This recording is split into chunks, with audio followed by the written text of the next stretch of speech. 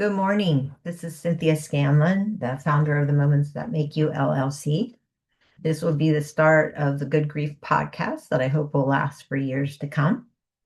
The goal of the podcast is to educate people about the power of grief work and to hear other stories of what the work has done for them, other people. I've been a grief counselor for over 35 years. I've actually practiced off and on since 1988. After many years teaching in the public sector, I retired and decided to do my passion, which is grief work, and started my company about 5 years ago. Um, so let me just dive into my story a little bit. I was divorced from my first husband, and I desperately wanted to understand what went wrong and what I could do to recover for me and my children. So I was working with this amazing therapist who had gone to the Grief Recovery Institute and gotten certified in grief counseling. And she turned me on to the Grief Recovery Handbook. And I got that book and I devoured it in about a week.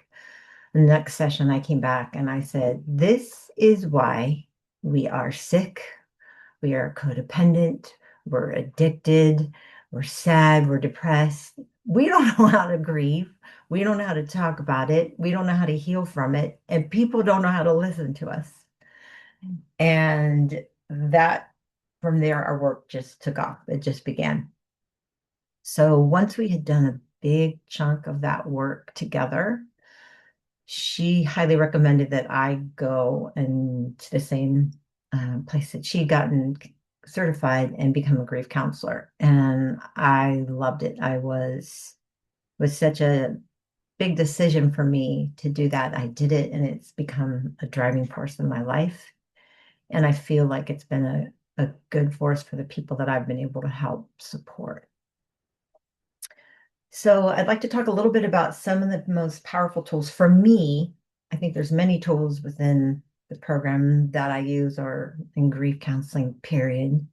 But one that I found very, very powerful was to actually write down a timeline, um, a timeline on a person and seeing it delineated in on writing helped my brain see where the trauma was, see where there was a need to let go, recover, say I'm sorry, apologize wherever my part was.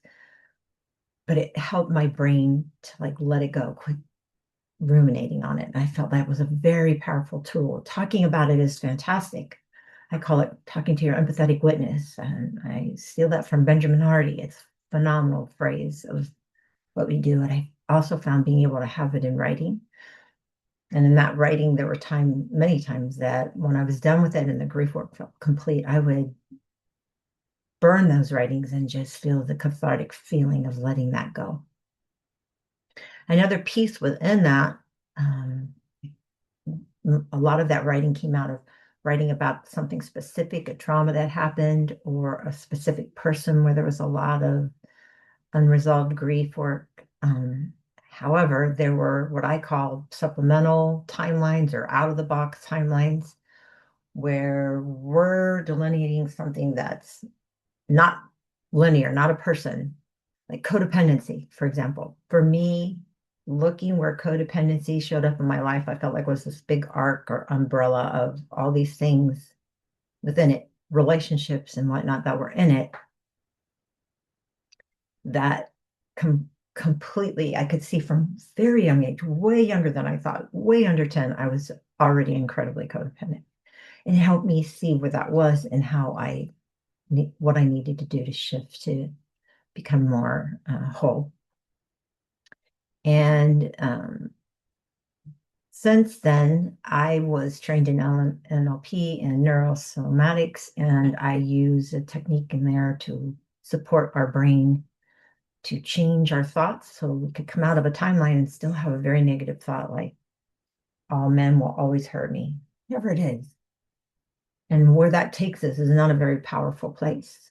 And kind of delineating that out and finding another powerful thought that we're reprogramming our brain and shifting that belief. And that's just one of the many tools that I feel has really helped me in the process that um, I've been doing. And I've been doing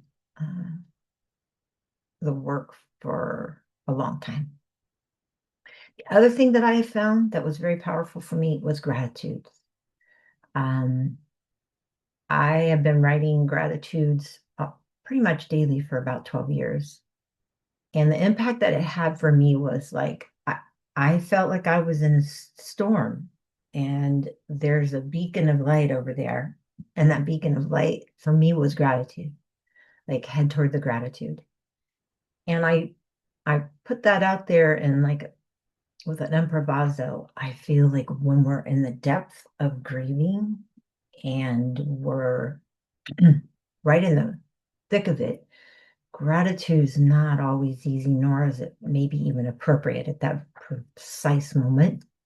We just need to feel what's there. We can't feel a lot of gratitude when our mom just died.